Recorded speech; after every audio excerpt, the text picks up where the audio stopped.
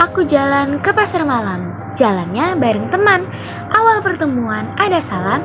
Jadi, halo teman-teman. Halo teman-teman, di sini saya berada di depan Museum Brawijaya yang berada di Kota Malang. Saya akan memberitahukan teman-teman sekilas mengenai Museum Brawijaya.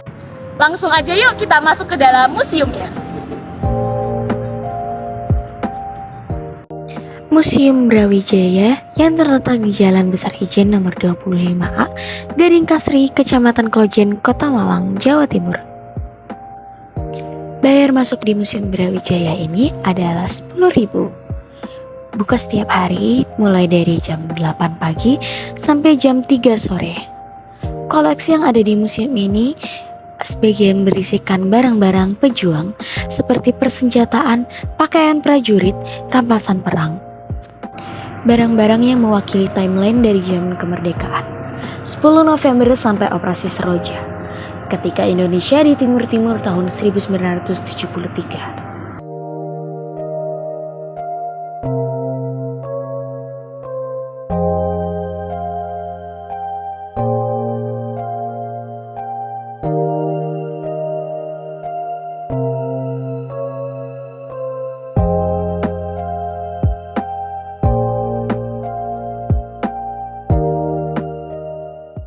Nama saya Thomas.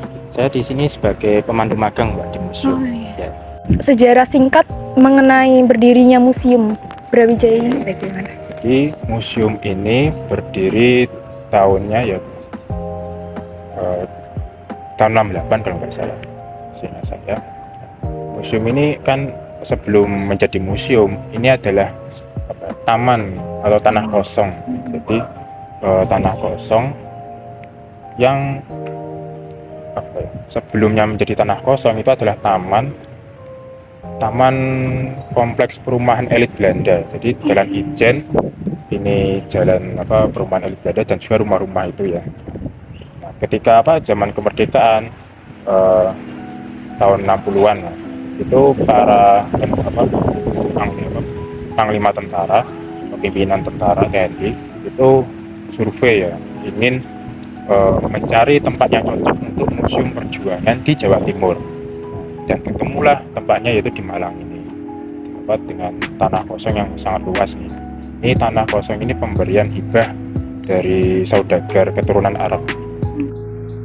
Di sebelah sini merupakan salah satu peninggalan sejarah. Gerbong ini dinamakan Gerbong Maut. Adapun pula sejarahnya, Tahun 1947 ya, kurang lebih. Itu ketika itu para pejuang kita itu ditawan oleh Belanda dan ditahan di Bondowoso. Kemudian Belanda ingin memindahkan para tahanan tersebut dari Bondowoso ke Surabaya. Belanda kemudian menggunakan kereta barang untuk memindahkan tawanan tersebut yang sejumlah kurang lebih 100 orang. Masing-masing jadi 100 orang dimasukkan ke dalam 3 gerbong barang, bukan gerbong penumpang. Dan ketika pada waktu itu jarak yang dari Bondo ke Surabaya yang panjang, jauh, dan juga waktu itu masih menggunakan kereta uap, jadi perjalanannya sangat lama sekali, sekitar 8 jam. Karena perjalanan yang sangat lama juga para pejuang ini dimasukkan ke dalam gerbong barang dan berdesak-desakan, maka banyak para pejuang yang mengalami kelaparan, dehidrasi, dan bahkan hampir semua 30% itu para pejuang meninggal dunia. Untuk gerbong yang ini, di sini ketika waktu sampai di Surabaya dibuka gerbong ini sama Belanda, itu semuanya meninggal dunia, sekitar 38 orang. Untuk statistik jumlah keseluruhan yang kondisi para pejuang dari 3 gerbong tersebut, antara lain yang meninggal sejumlah 46 orang, yang sekarat sejumlah 11 orang, dan yang sakit sekitar 31 orang, dan yang sehat hanya 12 orang. adapun pula koleksi lainnya seperti perahu segigir. Perahu segigir ini menjadi saksi bisu perjuangan tentara melawan Belanda pada masa agresi militer pada tahun 1947. Kemudian selanjutnya ada mobil De Soto, merupakan mobil dinas Panglima Divisi 1 Jawa Timur, Kolonel Sengkono.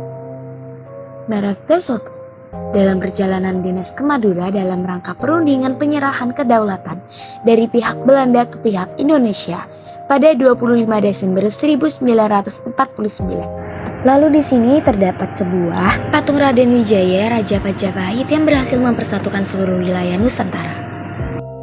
Menggapai cita dengan berani, dengan membuat suatu karya.